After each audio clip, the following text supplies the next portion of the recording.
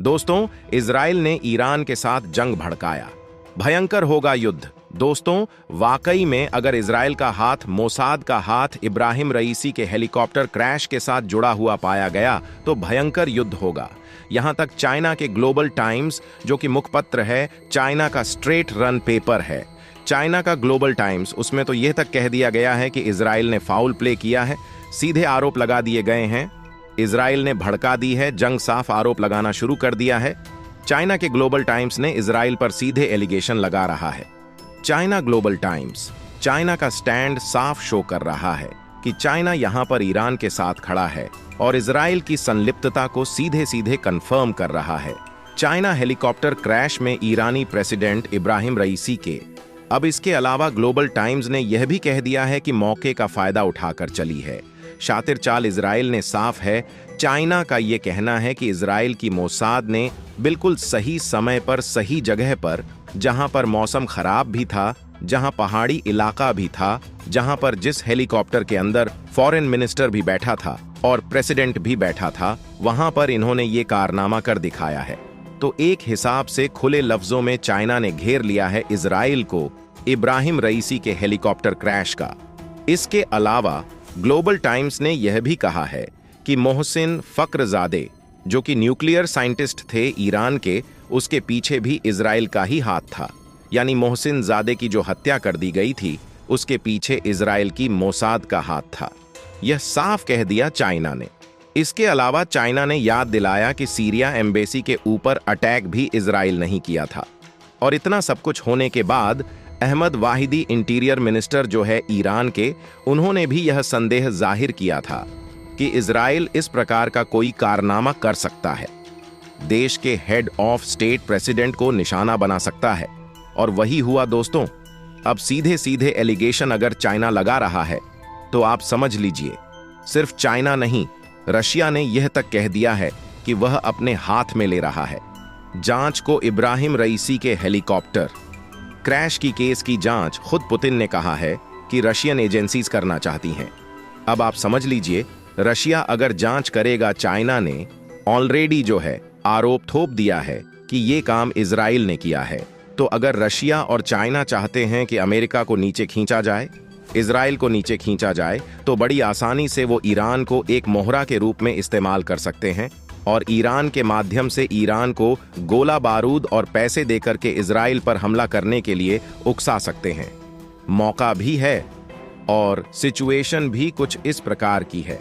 स्थिति परिस्थितियां बिल्कुल फिट बैठ रही हैं कि ईरान बड़ा हमला कर दे इजराइल के ऊपर। लेकिन अगर यह जंग हुई तो बहुत ज्यादा भीषण और खतरनाक होने वाली है। देखिए दोस्तों, यहां पर दो बड़ी शक्तियां जो हैं, रशिया और चाइना, ईरान के फेवर में तो हैं, लेकिन अगर इन्होंने ईरान को झोंक दिया एक लंबे चलने वाले भयंकर नेवर एंडिंग युद्ध में, तो मान के चलिए इससे इजराइल की जो तबाही होगी सो होगी। लेकिन ईरान को भी लंबी चोट लेग याद रखिए। ईरान डेवलप्ड कंट्री नहीं है, वहां भी भुखमरी है, वहां पर भी अनएम्प्लॉयमेंट है, वहां पर भी महंगाई है। वो अपने आप को समेट नहीं पा रहा है और लगातार युद्ध में इवॉल्व होता जा रहा है। और नई युद्ध अगर होती है, अगर एक और नए युद्ध का बिगुल बच जाता है ईरान से इजराइल के खिलाफ, तो मान लीजिए ईरान जो है वो कई दशक पीछे धकेल दिया जाएगा। अब देखना यह है कि रशिया और चाइना मिलकर के इस सिचुएशन को किस तरीके से हैंडल करते हैं। अगर उन्होंने बड़प्पन दिखाया, समझदारी दिखाई, तो युद्ध के उन्माद में ईरान को जाने से रोकेंगे। और अगर उन्होंने समझदारी नहीं दिखाई और सिर्फ दुश्मनी निकालने के लिए दुश्मन का दुश्मन दोस्त वाली कहानी पकड़ करके ईरान को हर प्रकार के जो भी है फैसिलिटी मुहैया कराना शुरू कर दिया, चाहे गोला बारूद, चाहे पैसे हो, चाहे लॉजिस्टिक सपोर्ट हो, चाहे फिर इंटेलिजेंस इंफॉर्मेशन हो, तो उसके बाद ईरान जो कारनामा करेगा बदले की आग में झुलसा हुआ अमेरिका के खिलाफ, इजराइल के खिलाफ, वो इतिहास में दर्ज हो सकता है। यह युद्ध अगर हुआ दोस्तों तो बहुत ज्यादा खतरनाक हो सकता है। इसी बीच अब खबर निकलकर सामने आ रही है, इजराइल के मोसाद ने हमला किया हो ना किया हो, लेकिन शक की सुई सीधा इजराइल की तरफ ही जा रही है। अमेरिका ने अपनी जानकारी में इजराइल को यह करने दिया हो, नहीं दिया हो, खुद किया हो, पर शक की सुई अमेरिका की तरफ ही जा रही है। तो जो भी कारणवश हुआ है, अगर यह मैन मेड कारण था, यानी कि इजराइल या अमेरिकी प्रभाव के अंतर्गत, वह हेलीकॉप्टर क्रैश हुआ है, मान के चलिए बहुत बड़ी युद्ध होगी। अब वहां जो युद्ध चल रहा है सो चल रहा है, पर एक और युद्ध चल रहा है। वो युद्ध चल रहा है न्याय का युद्ध। इंटरनेशनल क्रिमिनल कोर्ट में केस दर्ज करने की बात चल रही है। बार बार कहा जा रहा है कि नेतन्याहू को क्यों अरेस्ट नहीं किया जा रहा, क्यों उन्हें छोड़ के रखा गया है। तो इसको लेकर के करीम खान जो है, जो वॉर क्राइम प्रोसिक हैं इंटरनेशनल क्रिमिनल कोर्ट में, उन्होंने साफ साफ जो है अपने पद का इस्तेमाल करते हुए क्राइम प्रोस्टल मेजर क्राइम प्रोसिक होते हुए करीम खान ने सीधे सीधे याहिया सिनवार हमास के लीडर और इजराइल के लीडर्स को उनके खिलाफ अरेस्ट वारंट की जारी करने की बात कह दी है।